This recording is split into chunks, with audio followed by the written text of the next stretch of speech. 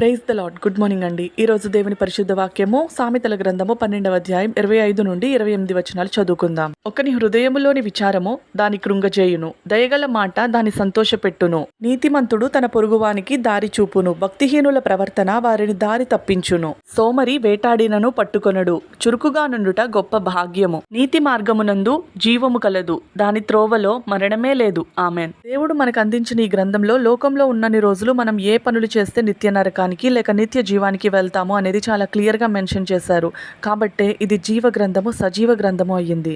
ఎవరైనా బాధలో ఉన్నప్పుడు వాళ్ళ దగ్గరికి వెళ్ళి నేనున్నాను అనే ఒక చిన్న నమ్మకం ఇస్తే ఎంతో ఆనందిస్తారు కదా. ఒక మాట అంటూ ఉంటారు కదా, మీ ఫ్రెండ్స్ ఎవరో చూపించండి, మీరేంటో నేను చెప్తానని. మన జీవితం ద్వారా ఫ్రెండ్స్ కి దేవుణ్ణి పరిచయం చేద్దాం. తెలుసు కదా, పనిలో జాగు చేయువాడు నష్టం చేయువానికి సోదరుడు. యాక్టివ్ గా ఉండమని చెప్తున్నారు దేవుడు. వాక్యానుసారంగా నీతిగా జీవించినప్పుడు మరణమనే నిత్య నరకాన్ని తప్పించుకుని ఎల్లప్పుడూ దేవుని దగ్గర ఆనందిస్తూ ఉంటాం.